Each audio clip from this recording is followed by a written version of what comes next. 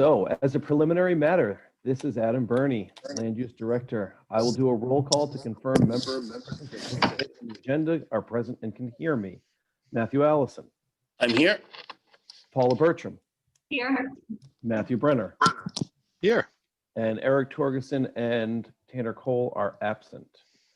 So, good evening. In accordance with the requirements of the open meeting law, please be advised that this meeting is being recorded and will be broadcast later over the Lunenburg Public Access Channel. At this meeting of the planning, this meeting of the planning board is being conducted remotely. The town of Lunenburg, in response to the COVID-19 coronavirus, is currently following the guidance of the Lunenburg Board of Health, Massachusetts Department of Public Health, and the CDC regarding the virus and steps communities can take to prevent the spread. And all town facilities are currently closed to the public except by appointment. Excuse me. In accordance with the governor's order suspending certain provisions of the open meeting law, general laws, chapter 30A, section 20, all meetings are being conducted remotely. This order, which can be found posted on the town website on the COVID-19 Information Center page, accessed through the town manager's webpage, allows public bodies to meet entirely remotely so long as reasonable public access is afforded so the public can follow along with the deliberations.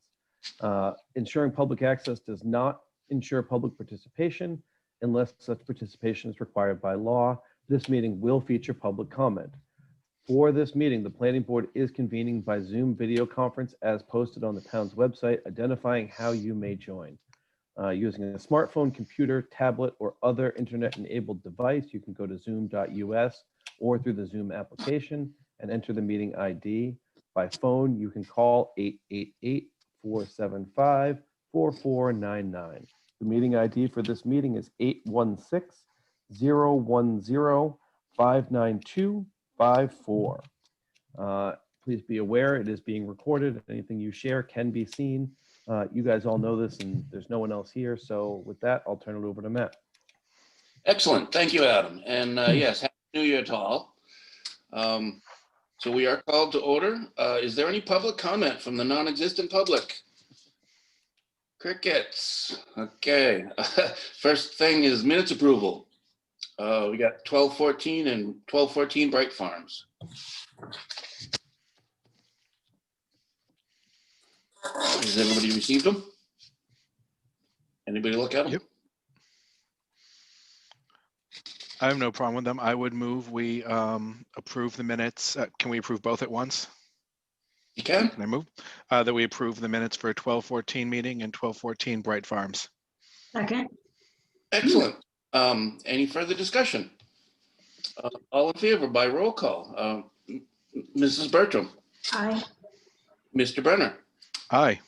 and an aye for myself. Excellent. Committee reports. I think we skipped over agenda item number 2, Mr. Chair, or number 3 rather. The A&R for 361. Oh, you know what? I'm not looking at the revised agenda. I'm sorry. I'm looking That's at okay. last meetings. So let's do that. I actually don't have that available to look at in front of me either. Perfect. How's that? Well, it's coming, but it will be. So essentially what happened was there was a mathematical error by the surveyor. So in plotting the A&R, everything shape-wise is correct. Some of the distances were incorrect.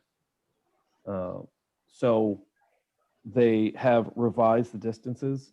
And I recommended that it would be better to have the board re-endorse it than to do an 81X to replace the A&R that existed, because they'd be doing 3 separate 81Xs because it's now 3 separate parcels.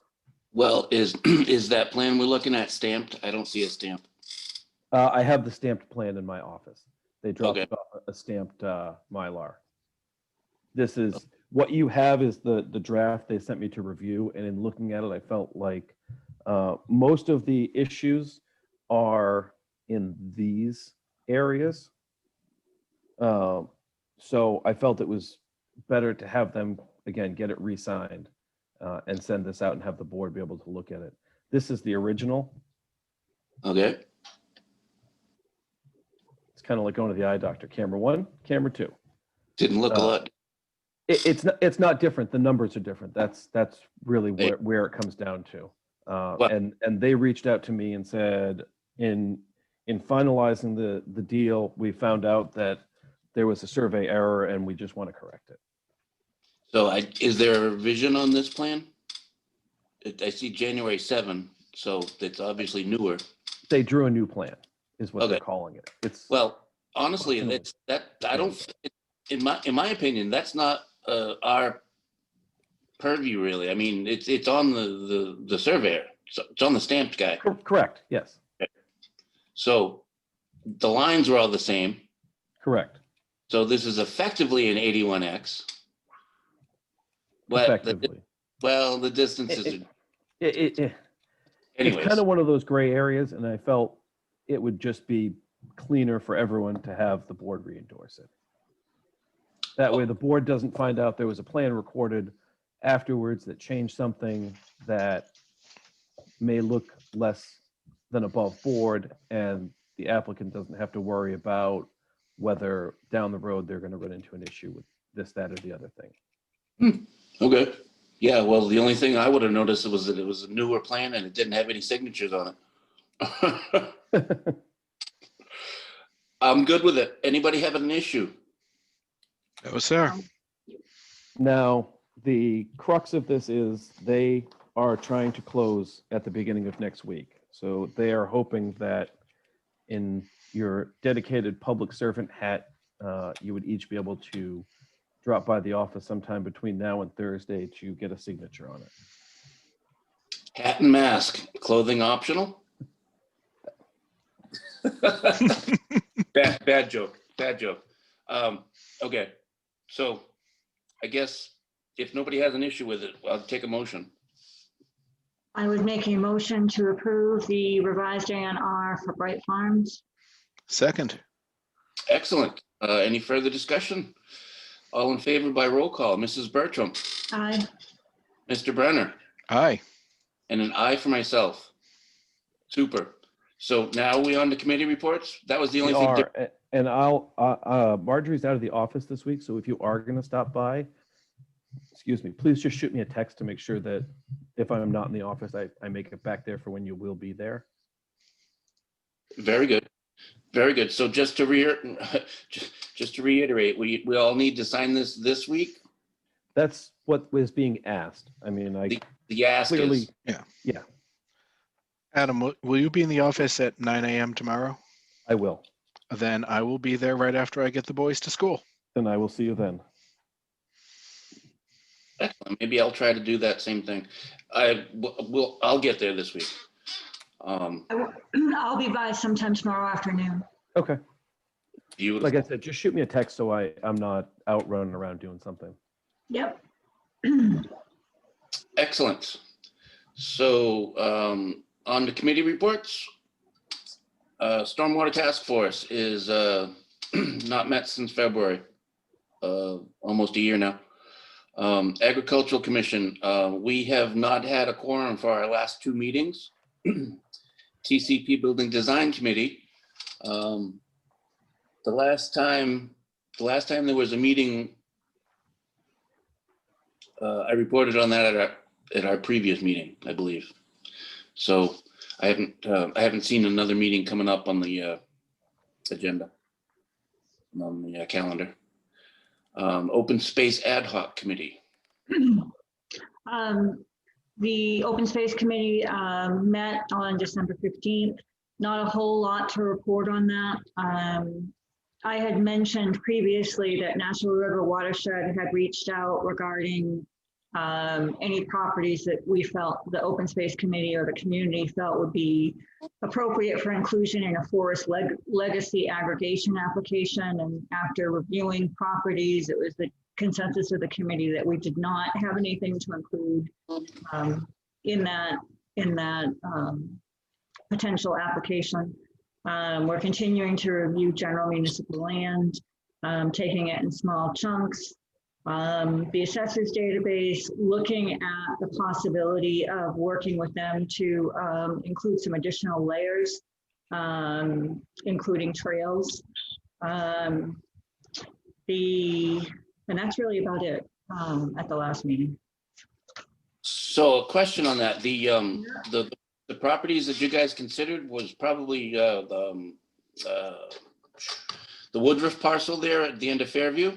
Was that one of them? Because I took a look to see which ones were conservation, which ones were selectmen. There weren't a lot left. There weren't a lot left of selectmen, but the Woodruff there at the end of Fairview, Yeah, there's a considerable amount of forest there, and that's in our zone, probably one and at least two of our wells. And then the Prospect Street, I think.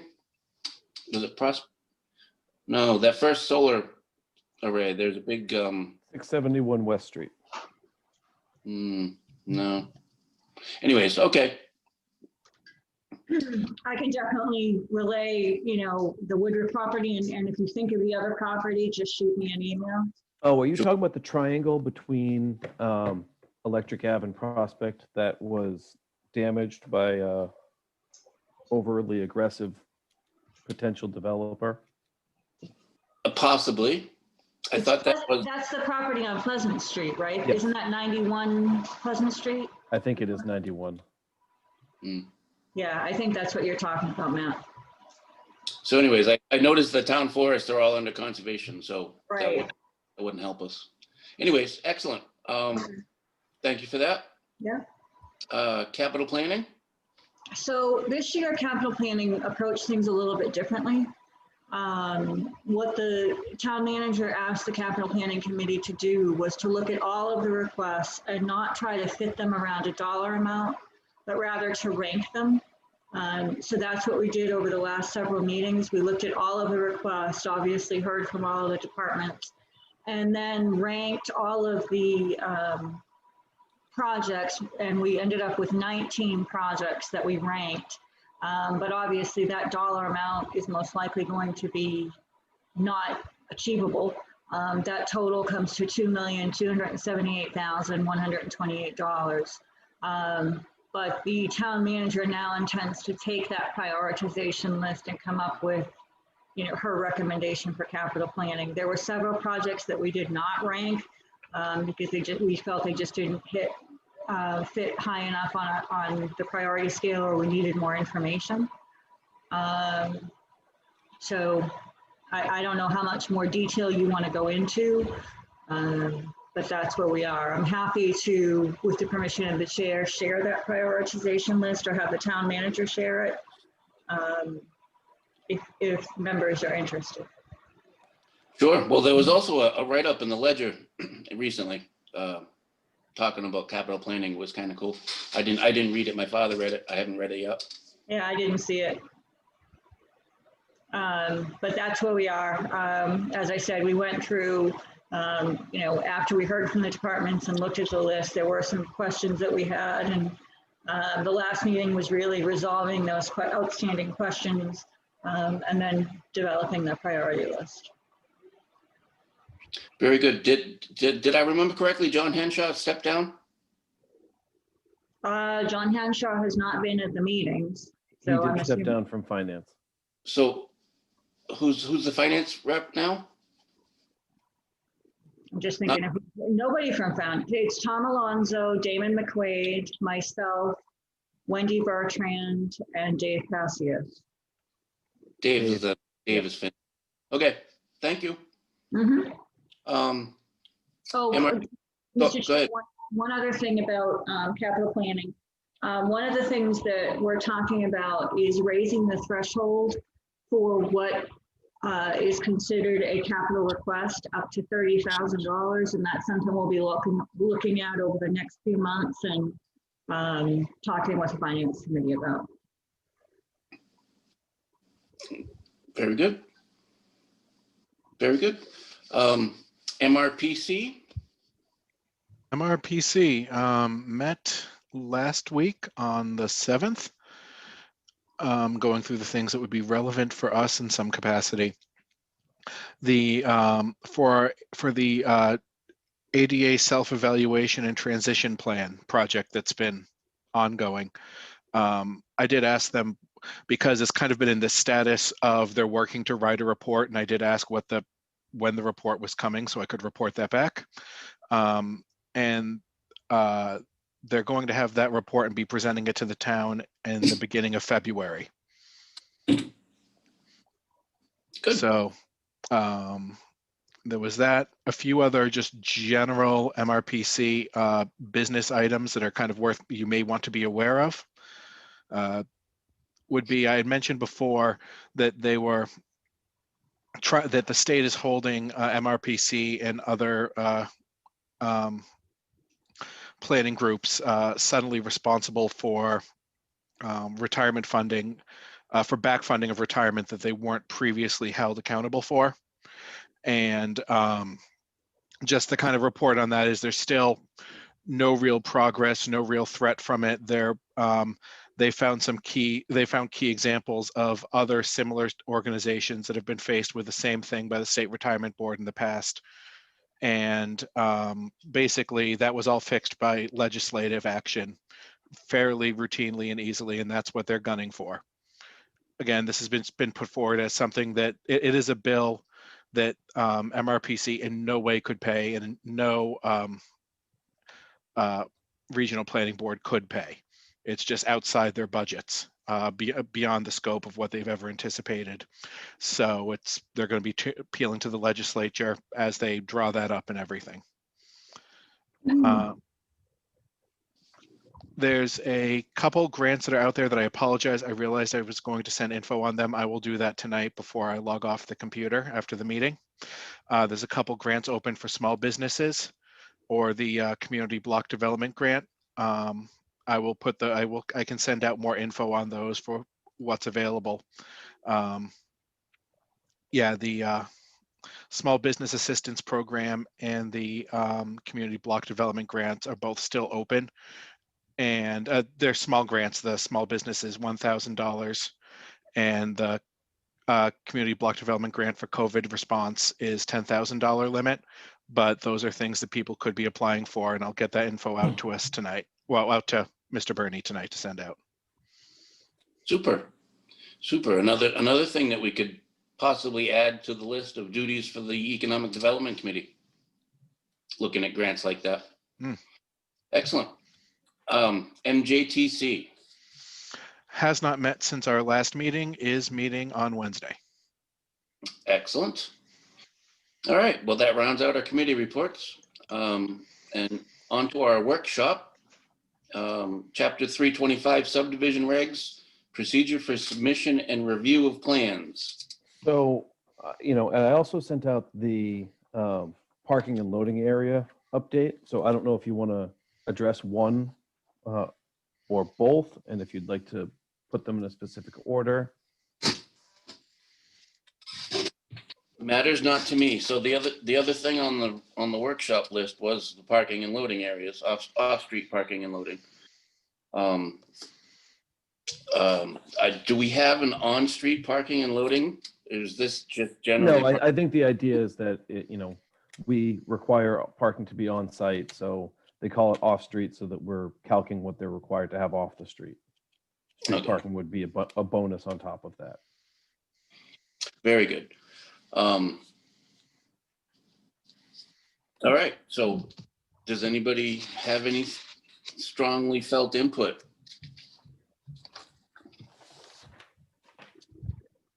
I mean, I have thoughts on, I don't care which one we address first. I have thoughts on both of them, but. Shoot. Let's hear it. Which one do we want to talk about? Whatever you'd like to. Let's talk about parking then. All right. Because it's shorter. So I reviewed the draft for the parking and just that little one page. It was just a one-pager, correct? It was. Okay. I did all of these digitally, and so I just want to make sure in my note program I got everything correct on it. I had a couple quick questions, and I'm just reviewing my notes now. And again, there may be standards for these of which I'm unaware, and please just inform me if I'm, off base on any of this. So I was looking at specifically for private club, restaurant, and auction house, one parking space for every 4 seats, plus 1 space per employee on the largest shift. And I got where that was going, but what I was wondering, and I don't know if there's a better way to kind of encode this anyway, or maybe the table aspect, I don't know, is that going to provide enough parking for restaurants that aren't necessarily catering family style? Let's see, assuming if you have a busy location that's attracting couples, or something like that, or where there's a lot of counter service. My gut said that one space for every 4 seats seemed slim if it's someplace that could be hopping and that could cause spill out onto the road. I So had the same thought. That was when one you of say my when you say counter service, do you mean like a takeout? No, I mean, my example for that is always Dunkin' Donuts, which is stupid because it hasn't had counter service in over 30 years. But like a diner or something where, But there's a seat at the counter yeah, that someone sits on. yes, So, and I take your point where 4 seems to cover generally a sit-down restaurant where there's multiple people going. That is a fairly standard calculation. I've seen it 1 per 3. Honestly, I'd be better with that. And that's fine. Because currently we have 1 for each table, and we've certainly run into situations where the parking isn't adequate. And honestly, I go out, or used to go out pretty frequently, and typically we would take separate cars. Even if I was going out with a couple, we'd meet each other there. So that's 4 people, 2 cars. Sure. So I'm not sure how 1 space for every 4 seats is going to work. Well, when I go out, I bring 6 people in a car. Okay. Yeah. Okay. So it's one of those things where you balance it. You're But how right. is that different? I mean, most tables are for 4 people. So I don't know. We talked about improving our restaurant parking, and I'm not sure that does it. I wouldn't say most. I mean, a booth is mostly 6 seats. So if you went to Asian Imperial, most of their booths are 6 seats. Yeah, but how many times do you see 6 people in a booth? Doesn't matter. It's not how many people you seat in it. It's how many seats you have.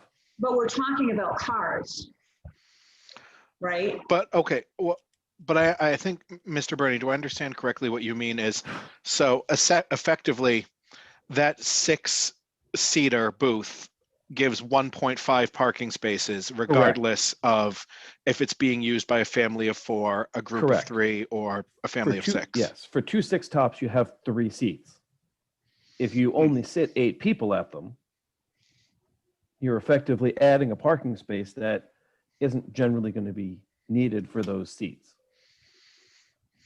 I mean, is there some objective standard for this that, and maybe that the answer is it's 4, but is there a... It's 3, 4, somewhere in that ballpark is usually what you see. I mean, if you want to be more conservative and go 3, that's fine.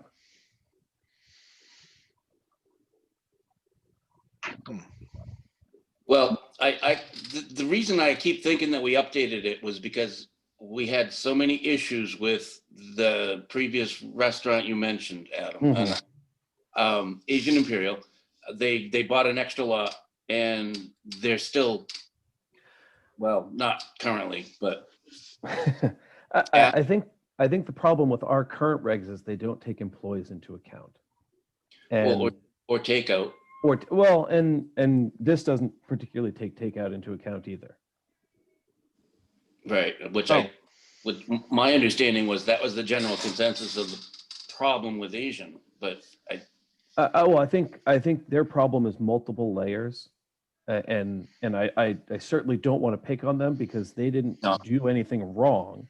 Right. They have a successful business and they meet the objective standards they were given, but on a busy Friday night, they probably have 30 to 35 people working there between the kitchen and the floor.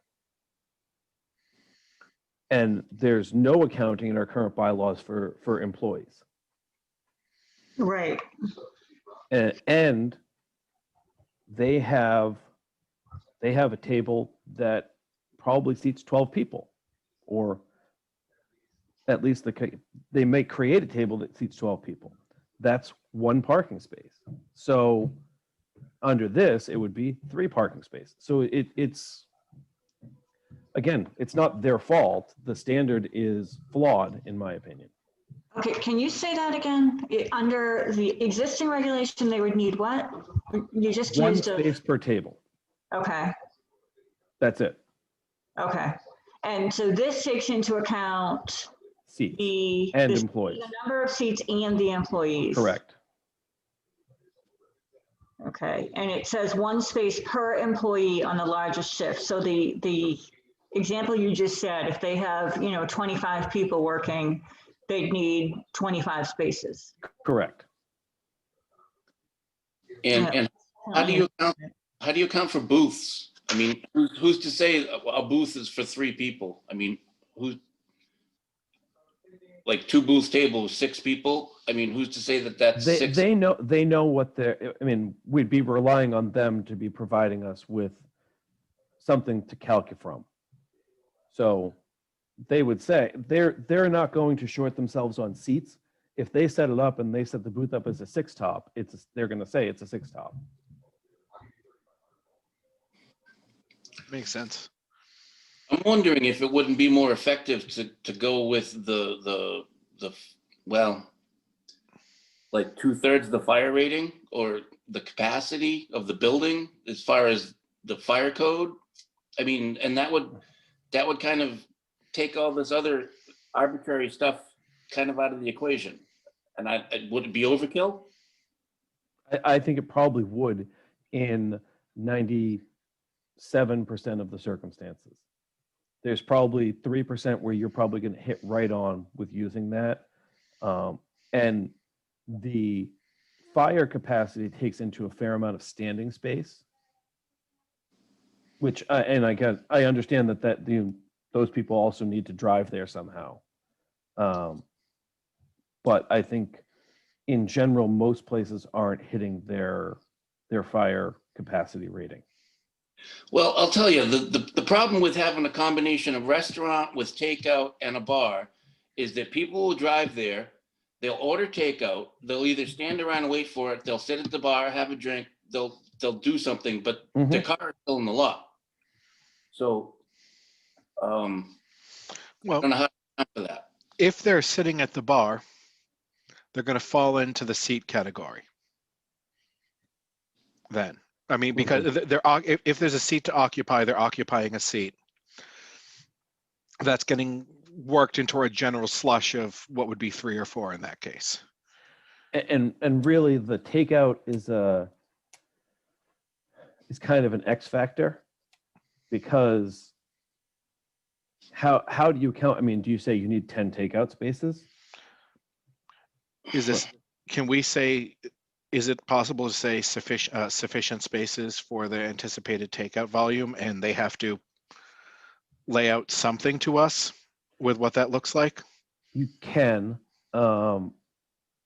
My general concern on something like that is when you say sufficient, then you're making a judgment call. And if the board says, all right, we've got a new restaurant coming into town, and this wonderful Pakistani restaurant's coming into town, and they only anticipate doing 5 to 10 takeout orders a night, because really it's so much better to sit down and eat there, and their food is just so good, they're doing 50. And that takeout, you say 2 takeout spaces should be plenty, and they really need like 5 or 10. There's no vehicle to go back and make them change it. And then the board has made a determination that creates a problem. So standardizing, it seems to, it doesn't avoid those potential issues, but everyone's then treated the same way, because what happens is the first time you get burnt by that, then all of a sudden everyone needs a lot of takeout, and maybe some of those restaurants do very little takeout just by product of what they are. And so you kind of create this loop of, well, we think it's this, and the owner saying, but it's not that, and creating an impasse that doesn't need to be created. So I hear that idea, and that makes that makes sense to me. I get it. But under the standard we have in this draft, there's no accounting for takeout. And That's on correct. a busy, and I feel like without some kind of accounting for takeout, where again, if we're doing one space for every 3, one space for every 4, if the place is hopping that night, that could use, I mean, that seems to easily translate to using up all the available spaces. Mhm. So I feel like it could be worth having some standard for takeout. And I agree with that. I'll see what I can find on takeout. Well, depending on the size of the place, I mean, the 3 versus the 4 might lend to accounting for takeout. And I also think as you start to account for employees, some employees may carpool. Some employees may have someone dropping them off and picking them up. So it's generally, and it's probably more common where we are than in some places for everybody to drive. But I still think that there's going to be a number of instances where all the employees aren't driving.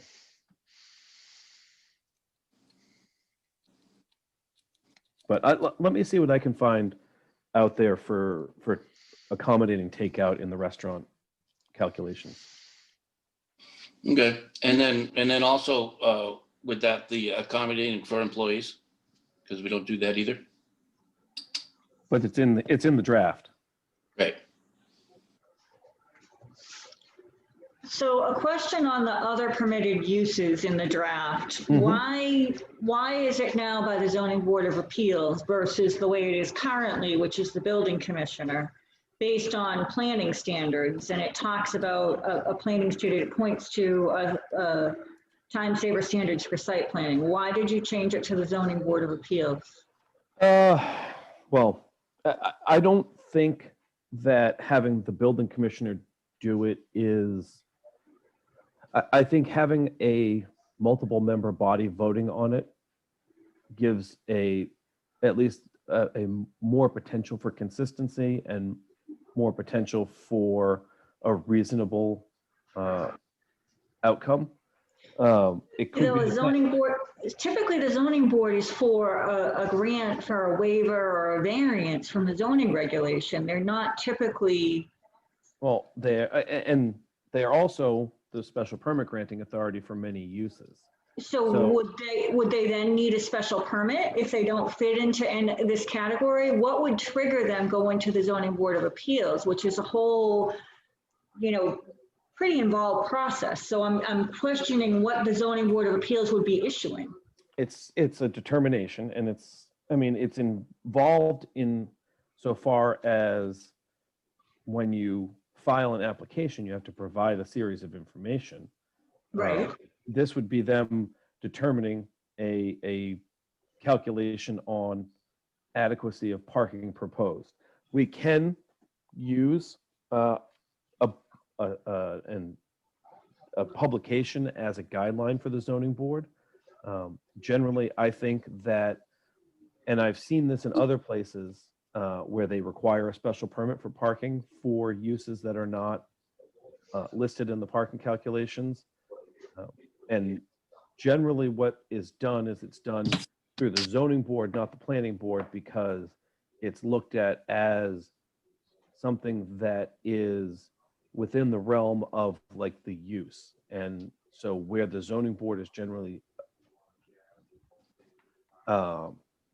charged with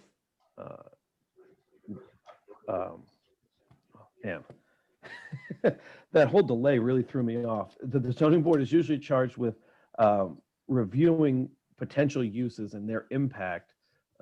They would be looking at the parking in that same way. They're just looking at a number of parking, and then the design comes to the planning board to approve for the objective safety standards under site plan approval. To be perfectly honest, I'm not necessarily in agreement with you on switching it to the zoning board of appeals. That's fine. More sense to fit with the building commissioner. I mean, and I think that if we're going to do that, we need to update the publication we're using, because it's 35 years old. I've never. Yeah, just my thoughts that I think it adds another whole layer that I'm not sure makes sense. The other But- thing is, I don't see some of the standards that we currently have in this new required number of parking spaces, specifically place of assembly and funeral home, schools, and child care facilities. I don't see in this new chart unless I'm missing them, So church and education, which is where, 1, Oh, okay, 2, 3, church and 4, fifth one down. yeah, okay, see it. And so place of assembly, that's, I don't think that's a valid thing to group as one whole thing. Is a concert venue and a school and a funeral home and an auction house all the same?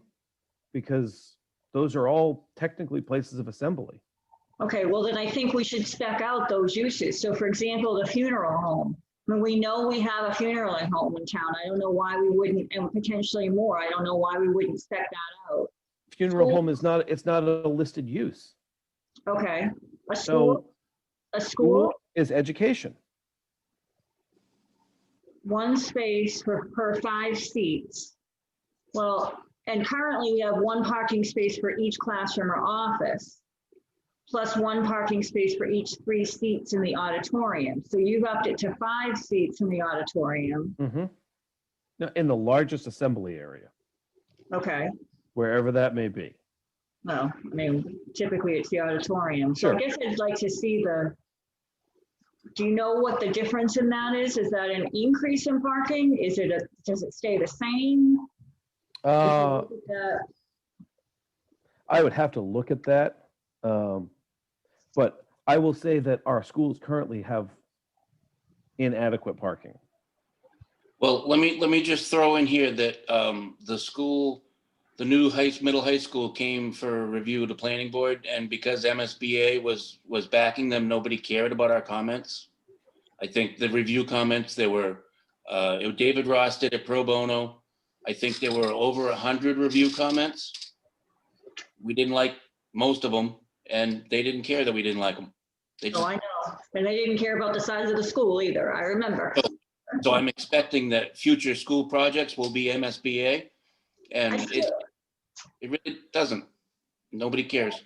Well, I care, and I think we should include it. Well, I mean, nobody on that side of the fence. I Right, guess. and I don't disagree with you. But Okay. childcare facilities, we don't have that either, and I don't think that follows under education or church unless I'm. It doesn't. I'm missing. Well, a childcare facility is not educational, No, well, it depends, but no, you're correct, it isn't. right? So we don't have that in your new chart. Yep.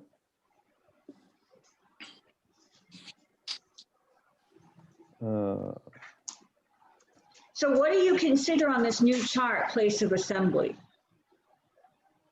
Or do we just taken that out of the equation?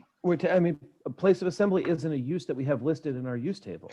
So what I've tried to do, and again, I did this 18 months ago, Yeah, was use the uses in the use table and assign parking calculations to those groups of uses.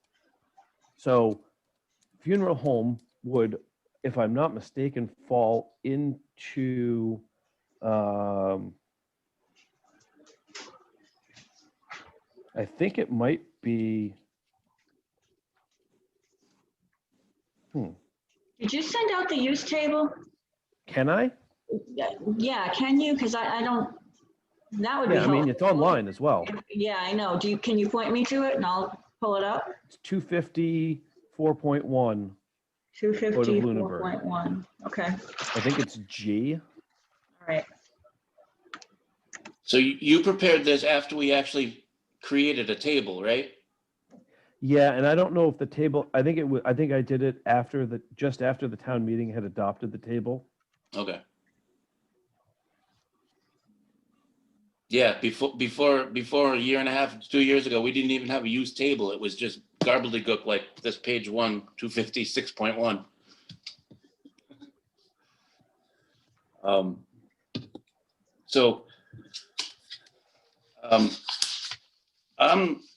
I'm not so. I have a very different perspective on a lot of these uses, but my concern is the dimensional requirements. Like, where at all do we have dimensional requirements for parking spaces, for aisles? 256.4. We updated all of those about 3.5 years ago. I thought we did. Yeah. And okay, so when we saw that last place on Mass Ave, I thought you said that we didn't have any standard aisle or dimensions. I thought we had. No, and I we thought- do, but they're not in, so this doesn't agree with 6.4. So we did 6.4, which is all of the aisles and spaces and loading and all of that. And we did that, and then I proposed the other one here, and it got caught up in the whole marijuana business, and it just kept getting shifted aside, and then it just kind of dropped off. Okay, so then we just have to reference 6.4 in this. right? Correct. Okay, Well, and we wouldn't even need to reference it because it's already referenced. okay, If once you adopt numbers, then all of the calculations in 6.4 are the only ones that exist. So they're parking space size, aisle width size, all of that. okay. So, and before, all we had was 300 square feet per space. Correct. Okay, and that's what I remembered. So, And so Glad. that remains in F. So it messes up the whole calculation business. that F word.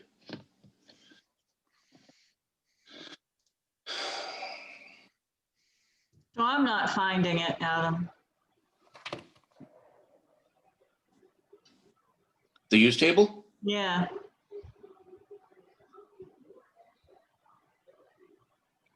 You know, I'm not sure it's in the new codified. It's absolutely in there. I thought it was like an attachment or an appendix or something. No, it's just not, it doesn't have the lines. got like a it. table. I got it. I got it. I found it.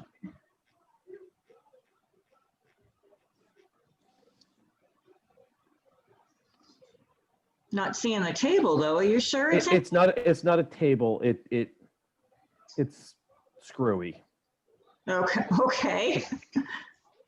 All right, so childcare facilities is in there. Yes, it is. Wastewater treatment facility. Can we combine that with this? What do you mean? Can we take 6.4 and 6.1 and put them together? I guess we could. We could do anything we want. Why are they separate? Because they were separate before. So, if that's why we're updating this stuff, because it's crap. I understand, but you guys weren't ready to update the calculations at the time we did the design. So we continued to keep them separate. Okay. I think they should be combined. That's just my opinion. That's fine. I think it makes sense. It would help I with mean, reading it. honestly, it would just be renumbering 6.4. And at that point, I mean, if you wanted to breeze through it and see if there was anything that you wanted to alter or update at the same time, we could do that. So when we did the village center district, did we do anything specific to that district? For There are parking standards specific to that district. That's what I thought. We So can pull them into this as well. is that the only one that has It its is. own? Okay. So So yeah, taking that and then in the VCD reference this new grouping. Mm-hmm. Beautiful. But yeah, I think that would help because then we can go through the use table and make sure we've covered them all. So you guys were talking about the carry out component of restaurants, and that's a separate use in our use table, but we don't really cover that in this new parking. So I think we're missing a lot in this new parking table. So if we actually identified every permitted use, and if it's not listed, then it's considered a non-permitted use, correct? Correct. So then if we just listed every single use, then we could get rid of that other permitted uses thing with Right. the ZBA versus building inspector. We Right, could. right. And then we'd make sure we cover everything within our regulations and what they need for parking restrictions. So I think the idea of combining it makes really good sense, because then we can verify that we've covered everything. I like that. Wait, hold on. We're not talking about combining the use table and the parking table. Right. We're talking about combining 6.1 and 6.4. Right, but by Okay. doing that, we can look at the required number of parking spaces when we look at our uses, and we make sure that all of those uses we've identified what the parking requirement is. Then, as Matt said, we don't need that other permitted uses because we've covered everything. Mm-hmm.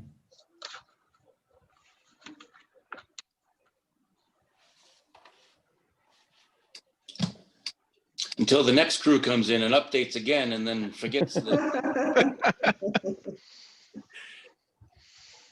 All right, so I'll look at building that out a little bit. I'm wondering if we could have like a little bit of like an asterisk or one of those little symbols that indicates a note, and then just say "see also," because I think when I'm going through the electronic code, it has something like that. It's easier to do electronically, I'm sure, but like when we're looking at the parking, you could have a little note that says, if you're in the Village Center District, see blah blah blah. Oh, I see what you're saying. Right? Yeah, I mean, we Or- can put a footnote down at the bottom. That's easy enough to do. Well, and then also in the chart, in the permitted use, in the use chart, use table, we could also say see. Well, we wouldn't need to because they'd need to find parking. Anyways, I don't know, just back and forth a little bit of user friendliness. Mm-hmm. Because I realize that most of this stuff is done by people that are familiar with it, but a lot of people that come to us with hand sketches and don't want to pay an engineer, don't want to. It's very difficult to understand. I mean, even our bylaw was difficult for me to understand, and I look at bylaws from all different towns in the state. So. I agree. And what I'd like to see is basically that use chart, all of those same uses with the parking requirements next to it. Because I think then we make sure we cover all our bases. So for example, I mean, adult use isn't covered in this parking, but yet it's allowed in one specific zone. So I think that if we looked at all of our permitted uses and made sure that we had a parking requirement, and I think that basically it would follow that same format, but just with the one column. Mm-hmm. And that's fine.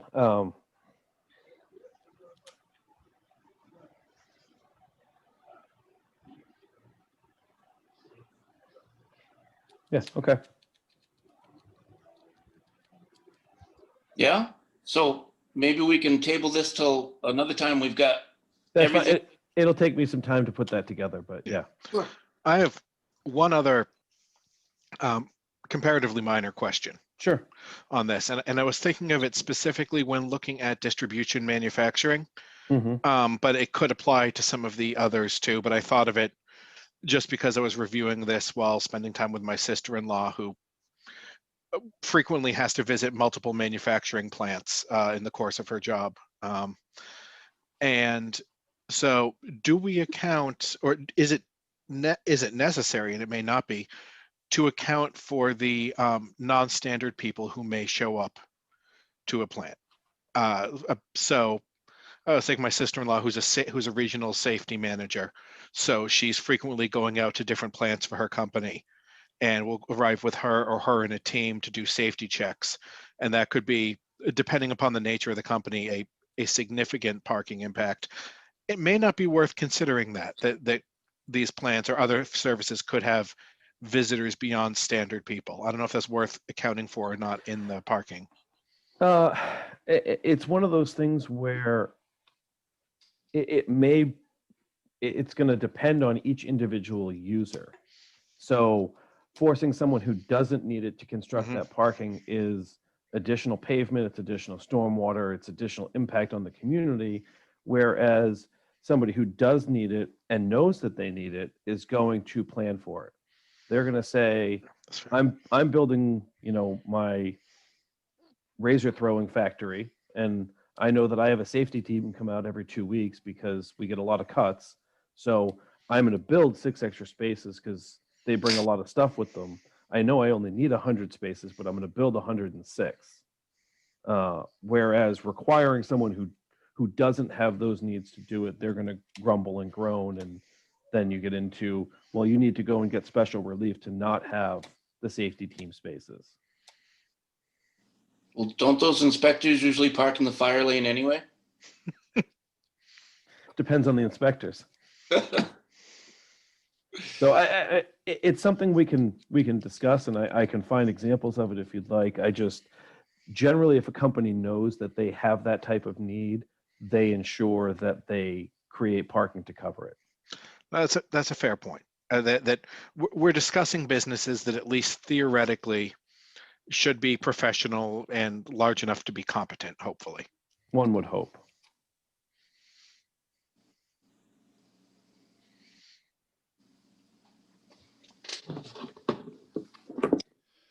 All right, and I didn't mean to say table this.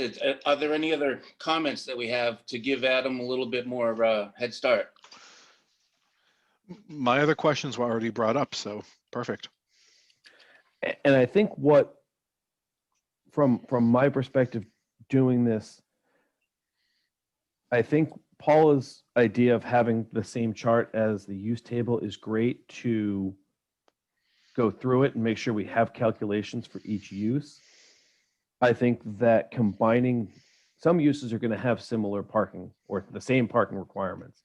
And I think for ease of future production of bylaws and whatnot, something where there's combined uses in the final table is probably what it's going to look like ultimately, but I get your exercise thought of doing it the other way. Yeah, and I don't disagree with you. If we have similar uses, you can, like you did with, church and education. I mean, Yeah, and single family, 2 family, yeah. right. Well, I think the exercise of going through the table Mhm. and making sure we hit everything makes sense. Yeah, I think that makes sense. Well, there's another thing too that might not be intuitively obvious is that if you've got something that's per 1,000 square feet and you've got an applicant that comes in with a 500 square foot, then they're going to have to comply to the 1,000. Correct. Because it's going to have to round up. Mm-hmm. So We'll add that as a note. That's something else to think about. Yep. Because nobody drives around half a car except for Adam, and I don't know how he gets 6 people in it. Do we have clarifications? Would we have to clarify that here, or is that clarified somewhere else in the bylaws that when in doubt, round up? It's something we would just add as a footnote to the table. It was something that what? I'm sorry, I missed you. We would add it as a footnote to the table. Okay. On a technical term, if you come up with 6.1 spaces, it's 7. It's 7. Oh, okay. Any portion of space is equivalent to a whole. Oh, all right. Okay. Makes sense. We're not going to do the 5 and under round down, 5 and over round up. It Okay. just automatically add that So extra if it space. exceeds a number, you always round up. Yeah. Okay. All right. Now, because I mentioned Adam and his car, compact spaces. Do we have any accommodation? I know we did compact spaces in the VCD. I think we did. I think we do have accommodations for compact spaces. I'd have to look at 6.4 again. And then it's coming faster than I'd like it to. But electronic vehicles. I mean, do we have any accommodation for charging stations or requirements or? Nope. That might be something else to think about. That might fit in here nicely. Do we have any signaling on what the long-term expectations will be for mandatory? For communities needing to mandate charging versus? No, I haven't heard anything about mandating charging. There are programs through the state where you can get free charging stations on government property.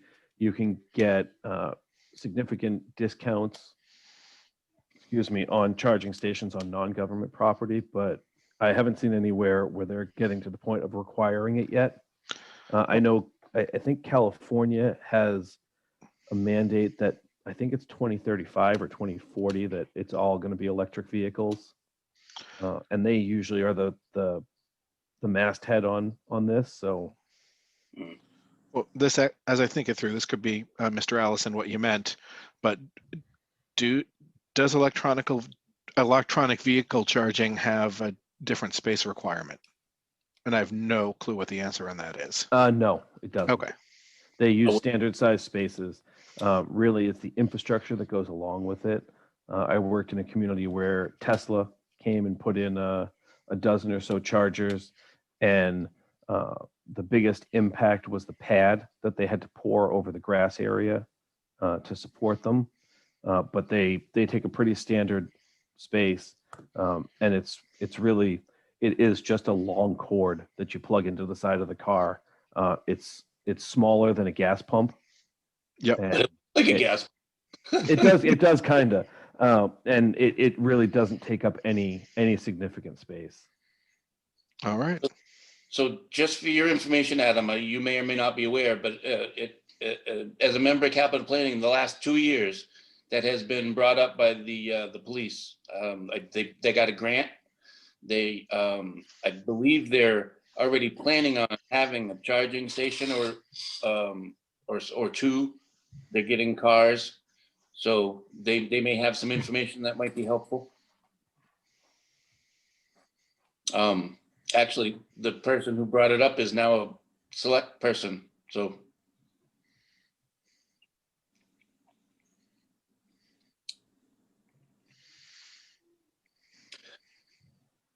All right, anything else on parking? Nope. Very good. It was a very good session. I think we fleshed out a bunch of things.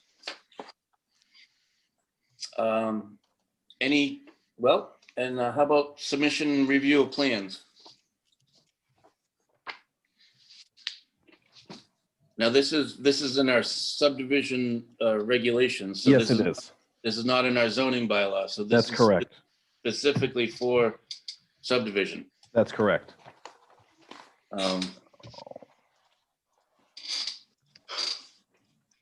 This is just for creating roads and dividing land. So I grabbed the wrong copy of the existing stuff. I had one that I had notated. Oh, no, this is the right one. Look at that. What we have is, I mean, it's 20 years old, and it's confusing to read through. I don't feel like it goes in a logical order. I don't feel like it's always easy to find things in. So in doing this, I put together what I thought made sense. And I went back and I tried to cross-reference it with what we currently have to make sure I wasn't leaving anything out that may already be in there.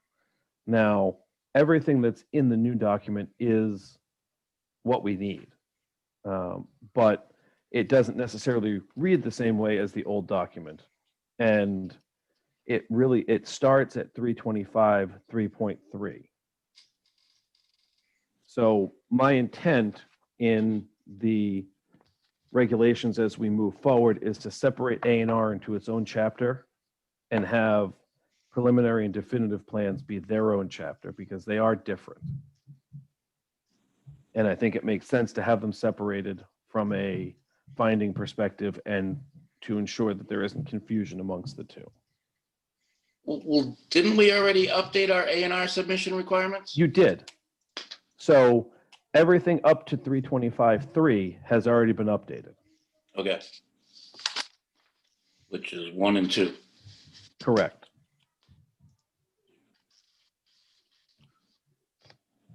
And then I went through and I put together the filing procedure, the plan requirements, all of that kind of stuff into the document that I sent out to you. I don't know how you want to go through this. Really, I think the best way is for you guys to all read it and ask questions, because Yeah. it's going to be beyond laborious for me to go through section by section and explain what it is.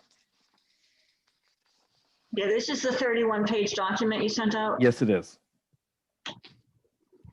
Yeah, I gotta be honest with you, I haven't gone through it and identified all my questions yet. No, Who has, or, I've had the hard copies for months now, and I also have not taken the time to go through it.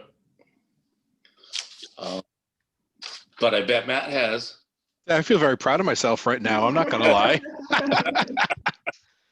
I got to go through it while sitting on the porch watching horses run around in Pennsylvania. So, I mean, there's worse fates. It was. that sounds pretty great, Oh, yeah. yeah, it was. So I do have questions, but if it's more worthwhile for other people to read and then pool questions, I'm aware that I'm not the one with the most experience on this group. I have the least experience in this group by far. So I have questions that may or may not be relevant and might be worth collating with others. I'm not sure, but I'm fine going through them too. I love to hear them myself. I don't know what the chair thinks. I do as well. I like to hear people, novices that have questions, because oftentimes they will question things that I just take for granted. Okay, well, let's rock and roll. Even before 4.1, I'll just go through as I have my notes written in the margin here. Sure. Actually, just the very first section. And this is less technical, more just thinking through, where we say it is strongly advised where projects require additional approvals from other permitting authorities, that such approvals, blah. I could see, so depending how we're looking to, this is just wordsmithing, but depending how we're looking to really stress this, putting it is strongly advised first does stress that we're strongly advising it, but people who are scanning it will read a few words and move on. Mm-hmm. So they'll see it's strongly advised and then kind of gloss over the part that's that is relevant, which is where projects require additional approvals from other permitting authorities. So I was thinking switching those two clauses could be beneficial for the reader. Yeah. Makes So having it is strongly advised be after that in the second sentence. Where projects require additional approvals from other permitting authorities, it is strongly advised that such approvals be obtained. Mm-hmm. Yeah. That's fine. And if we don't have a, if we really want to focus on the strongly advised, if there's no reason not to boldface it, just boldfacing it is a way to still make sure it's there. Mm-hmm. Still not enforceable.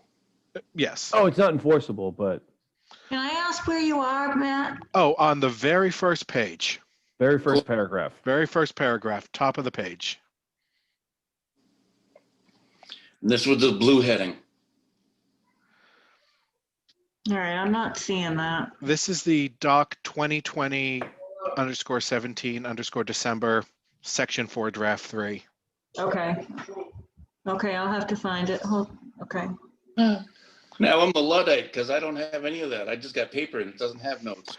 I couldn't pick it up before I left, so I did all this one. I normally write my notes by hand, but I had digital this time. Cool. I like that suggestion.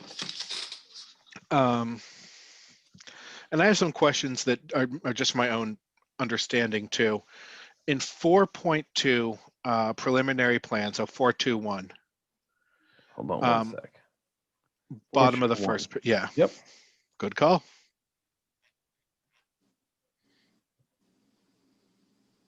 Okay.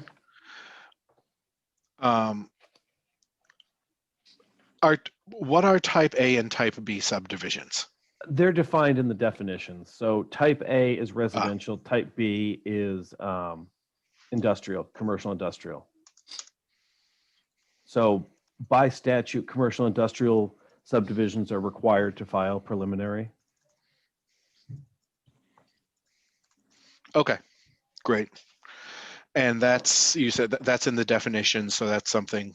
Yeah, I have another draft definition. I've got this whole thing in draft, all the sections, Okay, and we just haven't gone there yet. got it. All right, that makes sense then. So it makes sense. From a technical writing standpoint, I could see value in just giving the type A, parentheses, residential, if it's that Mhm. simple. If it's more complex, type B, and just commercial industrial, just to give some level of scope. Yep. So that people don't need to escape this document if they're unsure. I will mention at this point that almost I would feel comfortable saying nobody, but I'm going to cover myself and say 99.9% of the people submitting preliminary and definitive subdivision plans are going to use an engineer. That's Yes. fair. Nobody's going to be doing this on their own. And if type A and type B are standard beyond Lunenburg, then that's not necessary. Then that's part of their lexicon. I mean, communities call them different things, but engineers will generally know what to look for. Okay. Great. Then I care less about that by far. Mhm. Top of the next page, just before 4.2.2. And again, this may be the case that engineers know what they're doing. Mhm. At the time of submission, the center line of the proposed roadway shall be adequately and accurately staked, flagged, or otherwise marked in a way sufficient for identification and acceptable to the board on the site. I was thrown by the "and acceptable to the board." Is there a standard for this that's unspoken, but that's what we're really looking for, or are there just actually many ways to do it? There are actually many ways to do it. Okay. I mean, ideally, someone would just put a stake with a flag on it down the center line of the road so you can walk in and look at it, but Okay, that's fine. I saw the acceptable to the board, and that often sends up flags for the thing we all talk about of trying to make it actually accessible. mhm.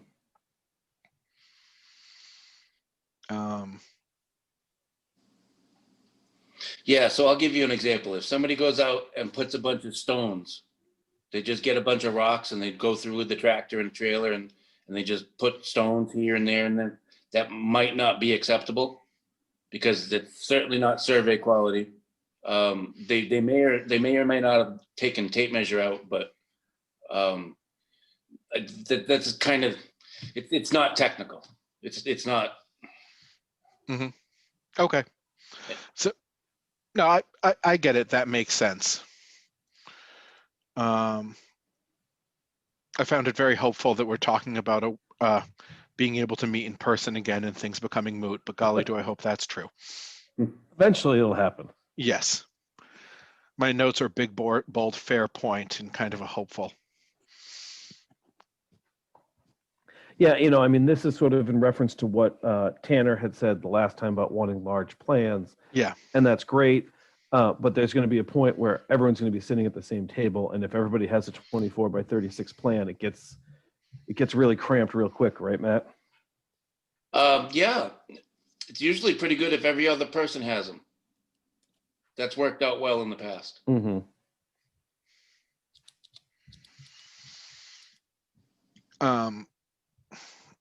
I made in 4.3.3.8. Moving right along. Wow. These are the places that I noticed questions as going through it. All right. Again, this was something that I saw we specified 2-foot contour intervals, and I know we've had discussions and debates back and forth over for various purposes, whether 2-foot or 1-foot are standard or better. Mm-hmm. And so my question was just a simple why 2-foot instead of 1-foot. And that's not a loaded question because I don't have I don't have the expertise to have a preference either way. Takes less ink. I was gonna Doesn't- say 2 foot is a little bit less busy on the and eyes. it doesn't look as steep. So in a hilly town, That's fair. I brought it up because Mr. Allison, in the past, you had said you have a preference for 1 foot. So I didn't, at least in some instances. So I do, but I make the plans and I just, that's just my personal preference. So. fair enough.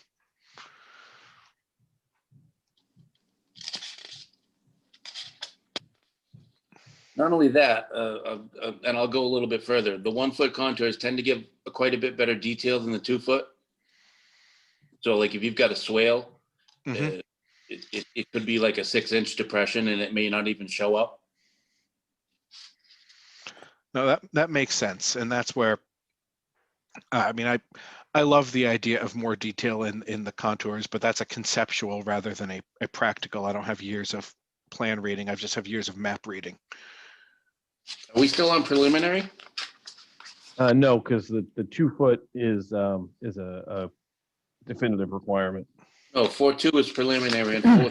4.3 is definitive. Okay, so definitive, it might not be bad for 2 on preliminary and 1 on definitive, but again, that's just my preference. Well, if I remember correctly, I didn't require contours on a preliminary Okay, because really with a preliminary, it is exactly that. It's preliminary.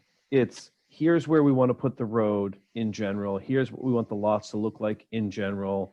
Here's how we're going to service it in general, to avoid any larger conceptual issues on the layout and location of things. And then you get into the nitty gritty on the definitive. In looking through the preliminary plan standards that exist, there's some things in there I personally and professionally don't think are preliminary level items. You shouldn't spend too long on preliminary plans because you're not figuring out all the details. You're figuring out in general how it looks. And then all the details are hammered out through the definitive process.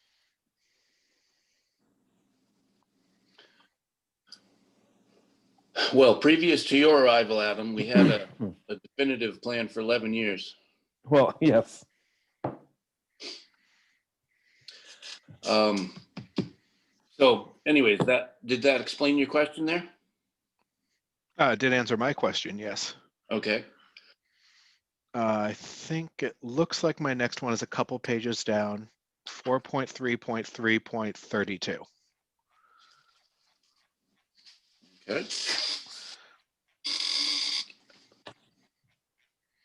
Oh, I do want to mention if I'm sorry. So going back to a preliminary plan with no contours. So if somebody took the southerly lot off the A&R that we just talked about this meeting, that steeply sloping portion south of Walmart, that might look really good on a preliminary plan. It might. Okay. And maybe I made it 10 feet. I don't remember. I certainly didn't make it 2. Okay. All right. 43332. Yeah. And this is where I saw landscaping plan showing the location of all existing and proposed landscaping, including the center of any proposed cul-de-sacs. Sounds like there's a reason we're calling out cul-de-sacs and like the center of cul-de-sacs in particular.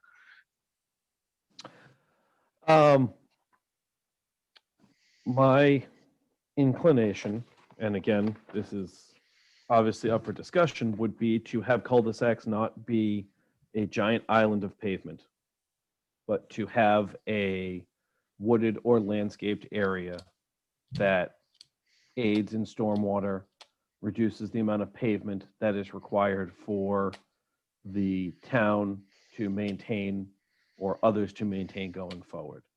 It's really a pavement reduction measure.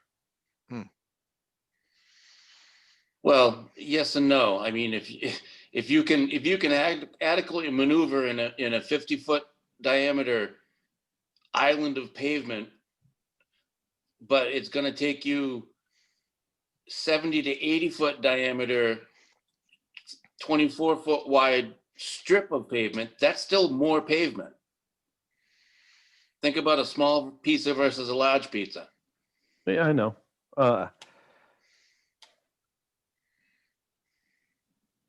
Aesthetically, yes, I wouldn't disagree aesthetically, but stormwater wise, no. And I don't know, do we even have any standards for cul-de-sacs? We will. Acton has some great details. Even they got T turnarounds. They've got cul-de-sac. Acton has a really good bylaw. They're yeah, Stamsky, Bruce Stamsky was a partner in the engineering company and then became part of the town. I forget what part.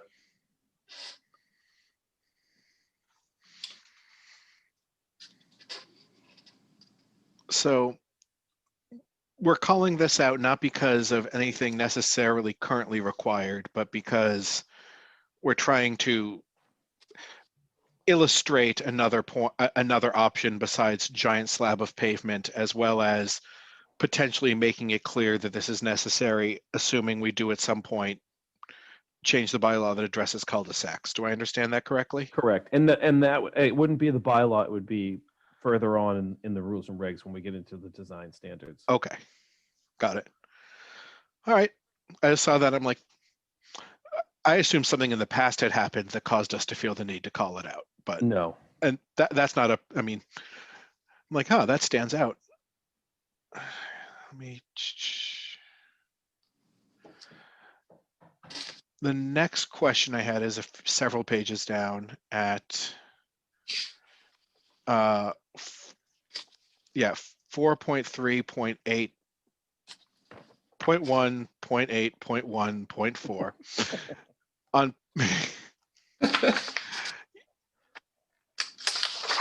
right before 4-15.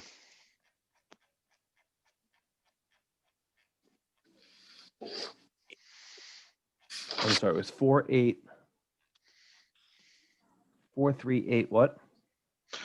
4381814. 181. Yep, so just above. Okay, gotcha. 43819. Just Cost above. adjusted. Just above, yep.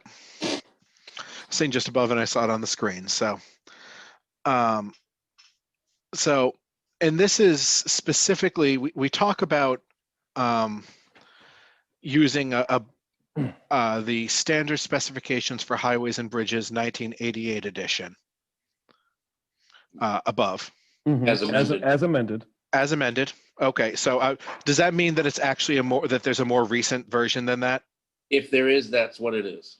Okay, because I was combining that with cost adjusted to add an inflation safety factor of 20%, and I was trying to find out if we were accounting for $1988 with only a 20% inflation.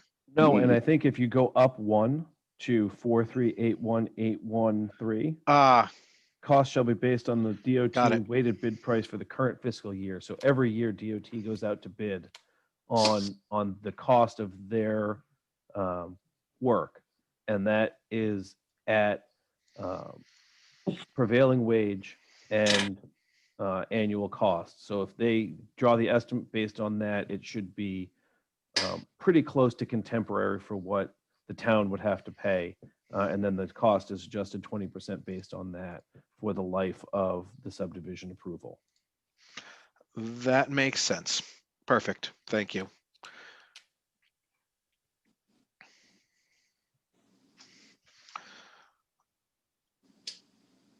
Oh, what the heck did I write here? Okay. I have one of those nice little tablet computers that I can write on, but I don't have the correct pen for it. So my handwriting, which is bad to start with, is especially unique on this document.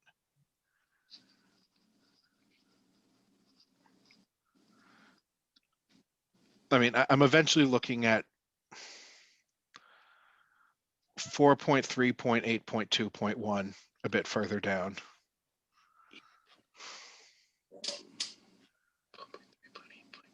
the performance guarantee. Yeah, and actually specifically looking at the comment that was there, and I'm double checking what because I have my question and I'm trying to remember Oh, what I that was comment saying. is from Marjorie. In her review, she was questioning how we would force the financial institution to comply, and really legal recourse is our only. And so what I was wondering is if legal recourse is our only option, which is kind of where I thought that was going. Is it possible to preempt some of that by hinging approval based on evidence?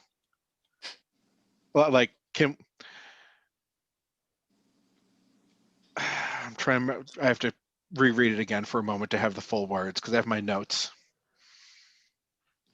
So most recently, we had Stone Farm coming close to this, right, Adam, I think? Yeah, and I think what will probably be helpful is if I give you a quick primer on what this is.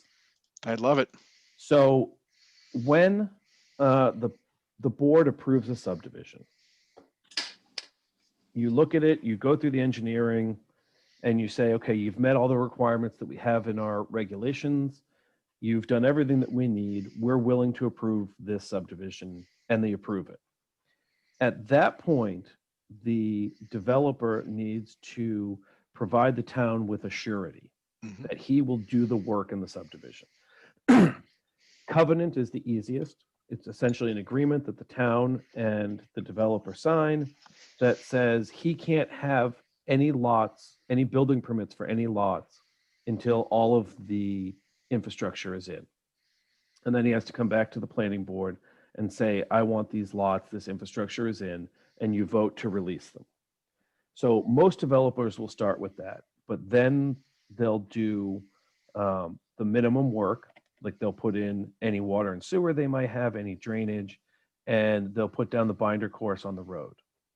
And they'll come and they'll say, I want you to release all of my lots, and here's my estimate for the cost of the work.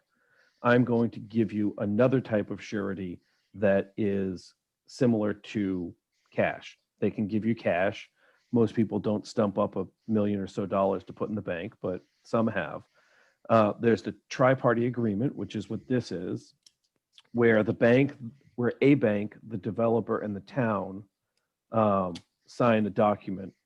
And essentially, the bank is loaning the developer the cost to do the work of the subdivision plus the cost of the bond. So they're financing it like a mortgage. Mhm. And if the town needs to, they can go to the bank and make claim on the money if the developer violates the agreement. They can do a surety bond, which is just what it sounds like. It's an insurance policy. They pay 10% per year to the insurance company, and if the town goes, they essentially end up suing the insurance company to get the money. Or they can do a letter of credit, which is really just a piece of paper that says, yeah, we'll give them credit to do this. And it's really terrible, and we shouldn't accept them, but we don't have a choice. The way the general laws are written, the developer gets to decide, but we can make it really onerous for them to do a letter of credit, which is usually the way to get around having them do it, is just make it really difficult. Sure, you can do that, but you've got to do these 27 other things before we'll accept it. So the board doesn't just have to accept whatever they give them. They get to choose the method, and the board chooses that it is an acceptable form. Okay. I had it up until that last part, and the last part gives me the scope I needed for understanding better. All right. Okay. So I no longer have the question there. Thank you. Oh, and it helped I was scrolling in the correct window. I was trying to scroll your window, which doesn't work so well. No, it doesn't.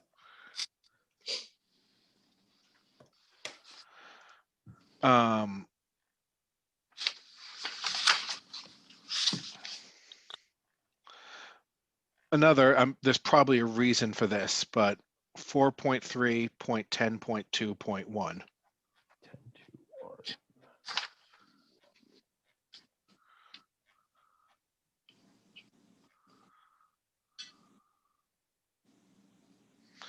Um, oh, 0.4, sorry. This one? 4.3, 0.2.1 other, so a little further. Oh, 10.2. Oh, Yeah, 10.2. there we are. 10.2.1.4. Yep. And again, that it's likely a reason for this, but we specify that all of the respective underground systems have been installed and are functioning to their satisfaction. Mhm. Are above ground utilities covered somewhere else? Are they not something we have to worry about? Do we mandate everything we put in the ground now when one of these is being built? We do. We do require it all in the ground. That's a great reason. That answers it. And at least above ground, if they say got a waiver for the electric above ground, we could see if it looked wonky. Maybe not that it wasn't functioning, but that it, telephone poles, most engineers would know what they're supposed to look like, that kind of stuff. Underground, we're just guessing that without the certification. That makes sense. Thank you.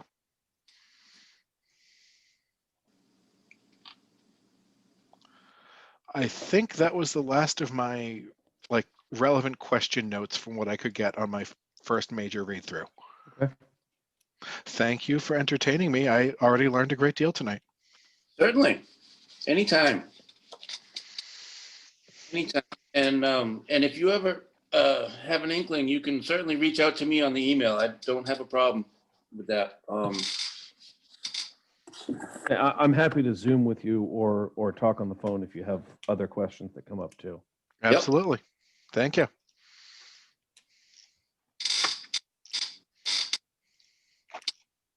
We have anything else under that, or? No, that was all of mine. So. And I haven't read through it, and Paula hasn't read through it, so I don't know if Paula has anything else to add. I don't, Okay. not right now anyway. Okay. So can we maybe tack this on the next agenda, and hopefully Paula and I will do our due diligence and read it. Will do. We appreciate it.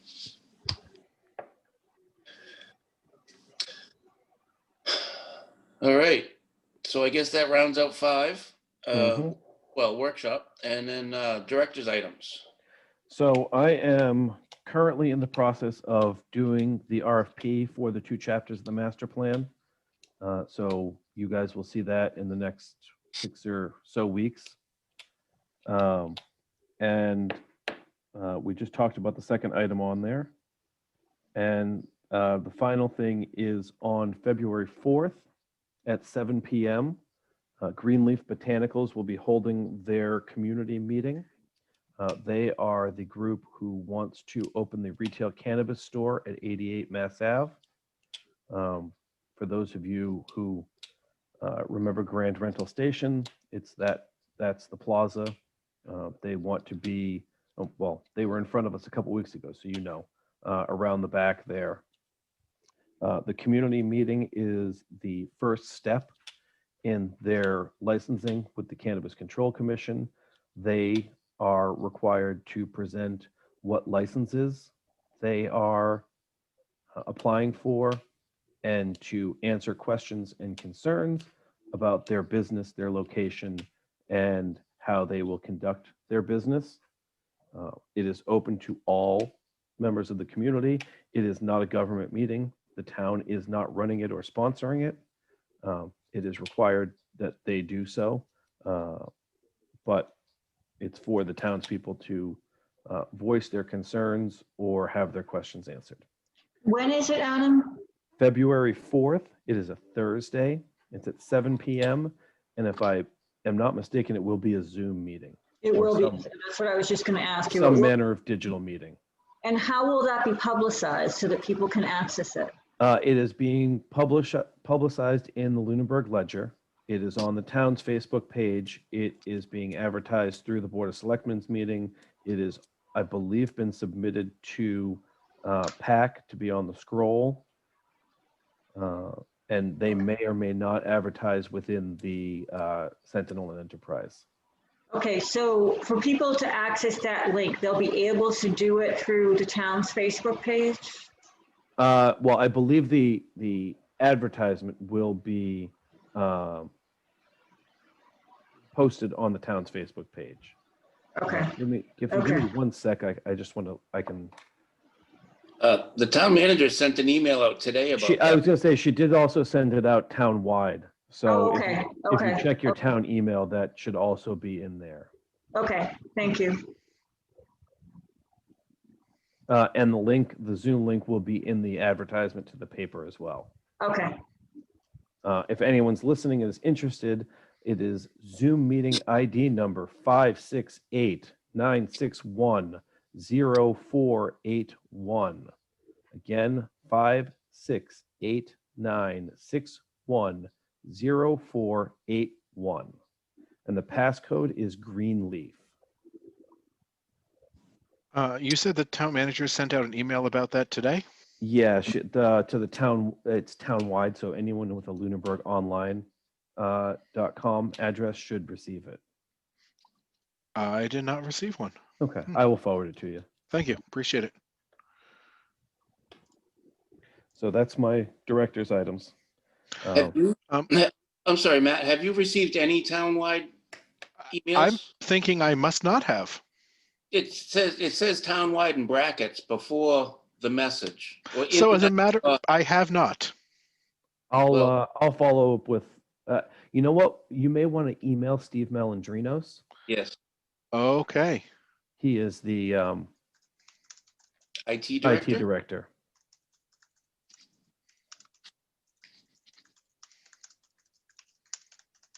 Whoa. okay, I did get it. It came in at 10:24 a.m. Matthew, just so that you know. Thank you. No. Check your spam. Sometimes if it says townwide, it might go to your spam. or your- I just sent it over to you as well. I appreciate that. I'll give it a look later as well and see if that's in my spam folder or if I just need to email Steve. Thank you. Could I ask? So I was living in Fitchburg at the time of the marijuana legalization and everything else. So I was tightly following what was happening in Fitchburg at the time and not in Lunenburg. And I am left with the impression that the two towns had different opinions about the nature of the businesses and everything else. That's to put it mildly. Yes. I was wondering if I could get the dime store version of our history just so I have some context. Like of even just of how this board has felt or has thought about interacting with pot companies in the past, so I have a clue what's going on. So, well, go ahead, Matt. Oh, I was gonna say. We have yet to. Okay. Yeah. So having followed Fitchburg, you know, the town was required to create regulations or to adopt a prohibition. Mhm. Lunenburg was a yes community by a narrow margin in the 2016 referendum. So there was a concerted group that was in favor of prohibition, and there were a few folks who were in favor of regulation. And I suspect there's probably also another large number of people who are in favor of regulation and don't want to publicly state so for a variety of reasons. Mm-hmm. The town, the board instituted a moratorium and went through the planning process to develop the regulations. They did a bifurcated process where they developed a prohibition and a set of regulations. They were brought to town meeting, and because we were a yes community, we needed a bylaw prohibition and a local initiative ballot vote to affirm that prohibition.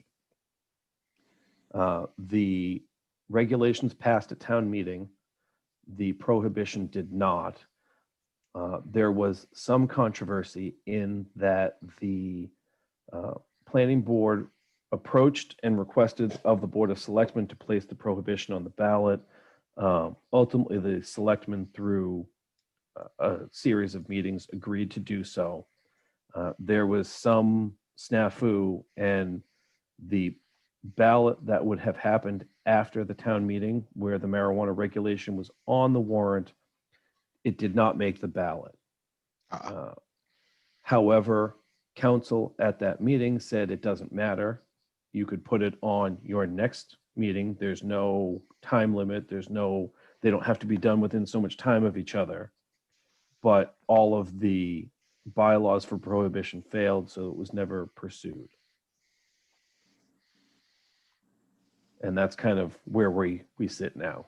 Okay, that gives me a lot more feedback than generally trying to read the room here and on Facebook and everything else. Thank you. You're welcome. And the bylaw is, I will say, it allows for the minimum number of retail licenses that would be allowed, which is 2, which is about 27% of our off-premise alcohol licenses. And it is fairly restrictive in the setbacks that it has. So retail needs to be 250 feet from any residential use or district. Okay, great. Thank you. So just in case you missed it, and I'm pretty sure you didn't, but I'm going to regurgitate it. We wanted a second vote on it because it was so close and there was so much public input during our meetings. Mm-hmm. And we're not sure how or why, and there's still quite a bit of contention about that. Got it. So, okay. All right. Anything else on that director's items, Adam? No, that's it. All right. Any other questions about anything? All right. So our meeting schedule, remote until further notice. January 11, January 25. Correct. Today is January 11. Today's the 11th. So the 25th is our next. I had to question it myself. All right, so 25 and then second week in Feb. Yep. It's not going to be on like Valentine's Day or anything. No, it should be February. It should be February 8th. Okay. And do we have anything? We don't. Okay. Hopefully we can have reviewed the subdivision stuff, and maybe that'll be on the 25th. Hopefully. And what do you think? Do you think you're going to need more time to put a cartoon together for the parking stuff that we talked about? I'll see what I can do. I honestly don't know. So I won't hold you to it, but I mean, sometime in February, maybe. Oh yeah. I Okay. thought you meant for the 25th. I don't think I'll have it for the 25th. No, I was asking if you thought you could, but no. Okay, that's fine. I can try. I mean, we'll see. No. Don't worry about it. I'll sit down and pound through it and see what happens. I find the longer you take on something, the better the resulting product. That's usually the case. Typically. All right. So, are there still no members of the public with us? No. Just us. Or Just us. all right. Anybody have any comments or concerns? Looks like you got a new camera, Matt. It's like crystal clear over there. Oh, I got a light. Oh. Usually it's just the background. There you go. No, these Apple devices, the cameras are amazing, given the right lighting situation. All right. I guess that's the show for tonight. I would accept a motion. Motion to adjourn? Second. 8:21. Is it 8:21? Yes, it is. Mhm. New one. Okay, any further discussion about adjourning? All in favor by roll call, Mrs. Bertram, Aye. Mr. Brenner, Aye. and an aye for myself. Thank you all and Happy New Year. Thank you all. Happy Have a New good Year. night. Thank you.